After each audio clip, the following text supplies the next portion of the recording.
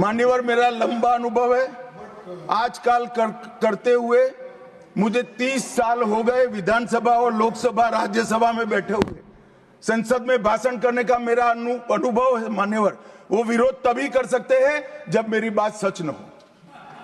अगर मेरी बात सच नहीं हो तो बताए वो संविधान संशोधन नंबर 1, अब सुनिए, संविधान संशोधन नंबर 1 वो अभिव्यक्ति की आजादी को कर्टेल करने के लिए ही लाया गया था और जवाहरलाल नेहरू के लिए लाया गया। मान्यवर, 24वां संविधान संशोधन, 24वां संविधान संशोधन जवाहरलाल नेहरू जी की सुपुत्री इंदिरा जी उस वक्त प्रधानमंत्री थी।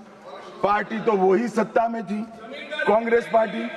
5 नवंबर 1971 को संविधान में संशोधन किया गया, 24वां संशोधन।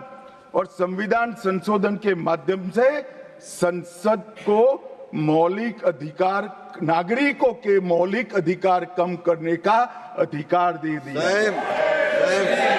तो एक प्रधानमंत्री कांग्रेस पार्टी के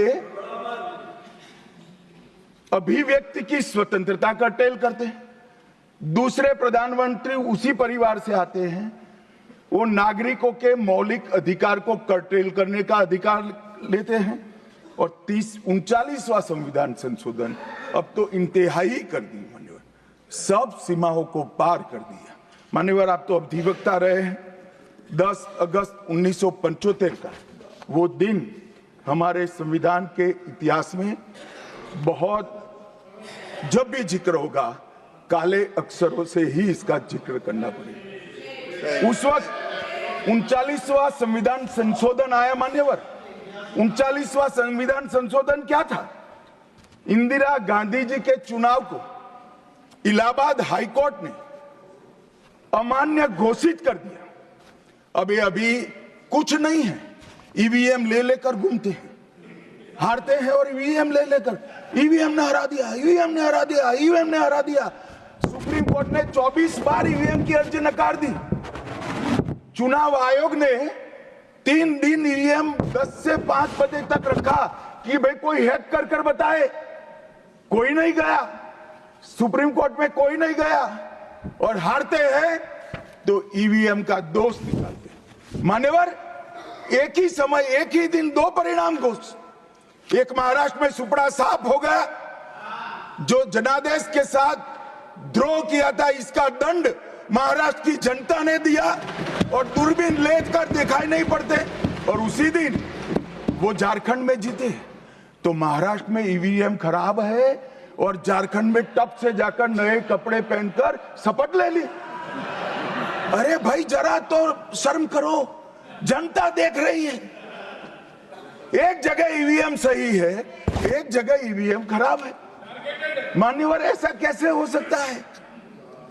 और मान्यवर, यहां पर इलाहाबाद हाईकोर्ट ने इंदिरा गांधी जी के चुनाव को निरस्त कर दिया, अमान्य किया और उन्होंने संशोधन से प्रधानमंत्री पद की न्यायिक जांच पर भी प्रतिबंध लगा दिया। आपको जो करना है वो करो, कोई न्यायिक जांच नहीं है।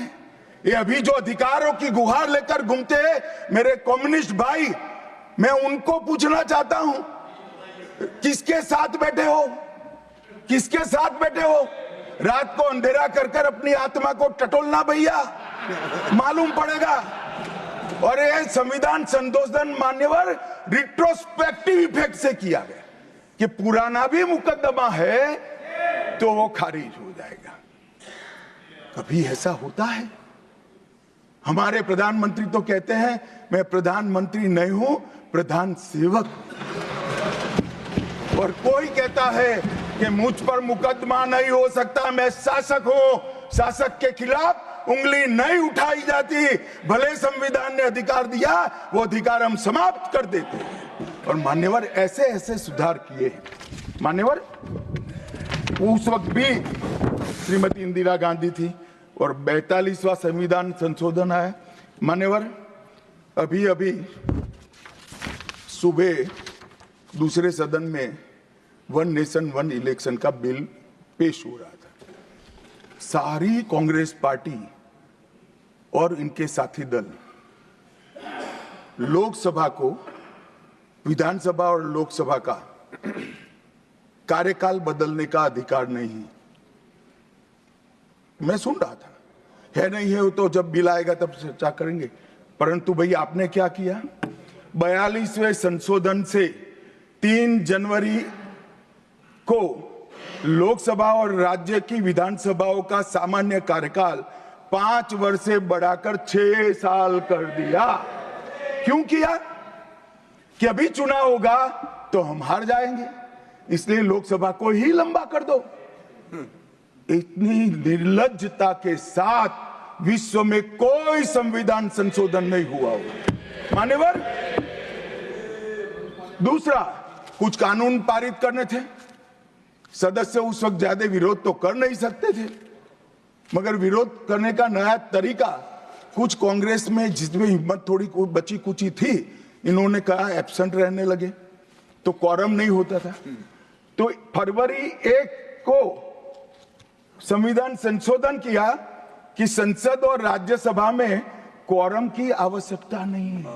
वाह, 5 लोग भी है तो चला लो भाई।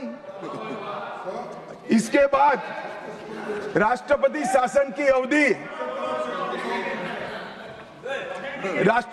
खड़गे साहब किया है तो सुनना पड़ेगा, हिम्मत के साथ सुनना पड़ेगा। मान्यवर, राष्ट्रपति शासन की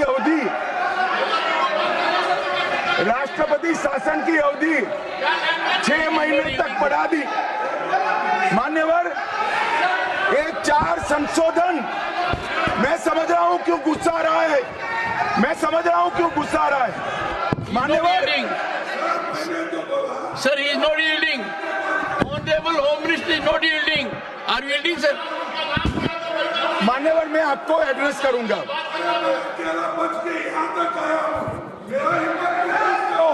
तुम तो कायर हो, मान्यवर, तुम लड़ाकू हो। Okay. मान्यवर, मैं आपको एड्रेस करूंगा। Go on record. What the Honorable Home Minister said. खड़गे जी, मैं आपका बहुत सम्मान करता हूं, आपकी हाजिरी वहां दर्ज करने के लिए कृपया बैठे, मुझे बोलने दीजिए।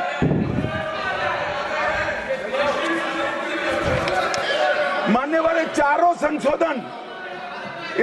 संशोधन मैं मेरी पार्टी के दफ्तर से नहीं ला सकता। ये चारों संशोधन संविधान में हुए, किसी को अदालत ने निरस्त किया, किसी को जनता पार्टी की सरकार आई तब उसको निरस्त किया, कुछ लिंगरिंग टेस्ट में रह गए, पर ये चारों संशोधन वास्तविकता है।